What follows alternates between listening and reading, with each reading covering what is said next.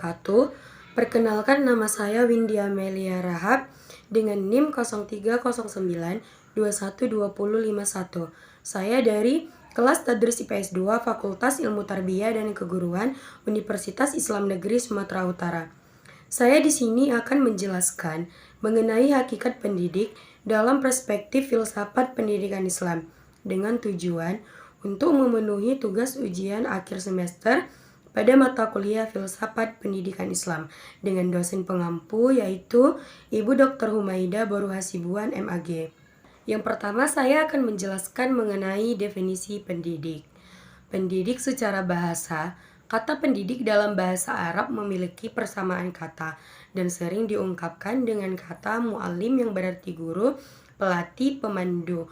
Berikutnya ada mudarris, murabbi, mu'adib, dan mursyid. Yang pertama itu mu'allim.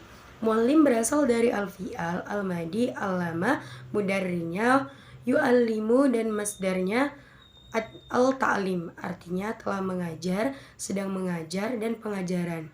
Dalam proses pendidikan, istilah pendidikan yang kedua yang dikenal sesudah at-tarbiyat adalah at-ta'lim. Rashid Ridha mengatakan at-ta'lim sebagai proses transmisi berbagai ilmu pengetahuan pada individu, sebagaimana firman Allah Subhanahu wa taala dalam Quran surah Al-Baqarah ayat 151. Bismillahirrahmanirrahim.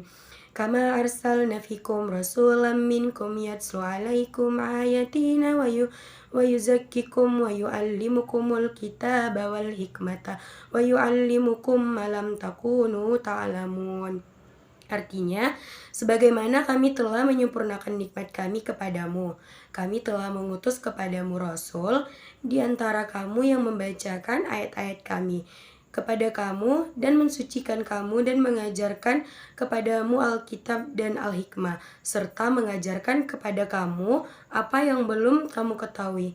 Quran Surah Al-Baqarah ayat 151. Itu mudarris. Secara terminologi, mudarris adalah orang yang memiliki kepekaan intelektual dan informasi serta memperbaharui pengetahuan dan keahliannya secara berkelanjutan dan berusaha mencerdaskan peserta didiknya, memberantas kebodohan mereka serta melatih keterampilan sesuai dengan bakat, minat, dan kemampuannya. Murabbi. Istilah ini merupakan bentuk siga al-isim al-fa'il yang berakar dari 3 kata.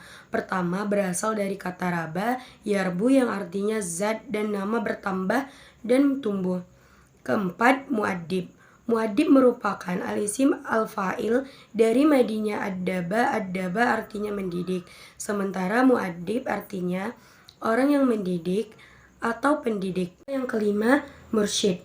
Kata mursyid berasal dari bahasa Arab dan merupakan isim fa'il. Kata kerja arsyada yursidu yang berarti membimbing, menunjuki jalan yang lurus.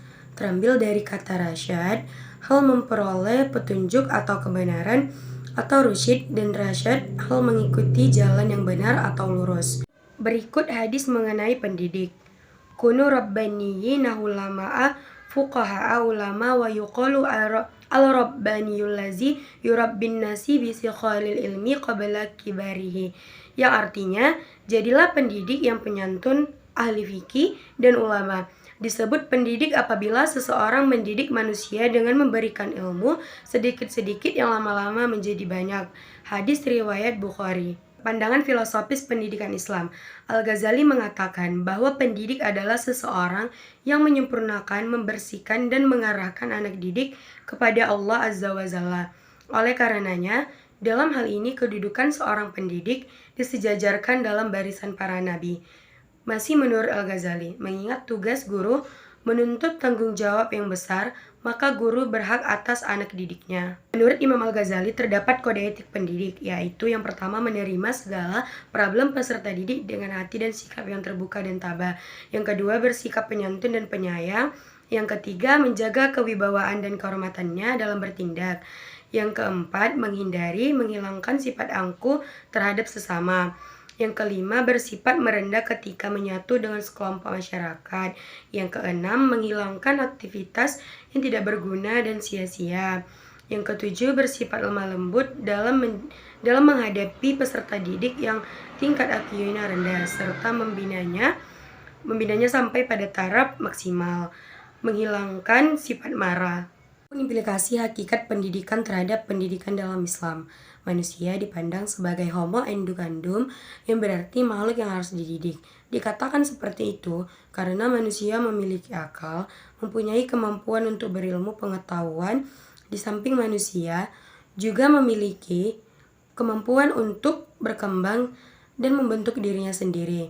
Ini tidak jauh berbeda dengan pandangan bahwa manusia merupakan makhluk pedagogis, yaitu makhluk Allah yang dilahirkan membawa potensi dapat dididik dan dapat pula mendidik, sehingga mampu menjadi khalifah di bumi. Maka, konsep manusia sebagai homo educandum dan pedagogis menghendaki proses pembinaan yang mengacu ke arah realisasi dan pengembangan komponen-komponen tersebut. Hal ini mengindikasikan bahwa sistem pendidikan dalam Islam harus dibangun atas konsep kesatuan antara pendidikan qalbiyah dan akliyah, sehingga mampu menghasilkan manusia muslim yang pintar secara intelektual dan terpuji secara moral.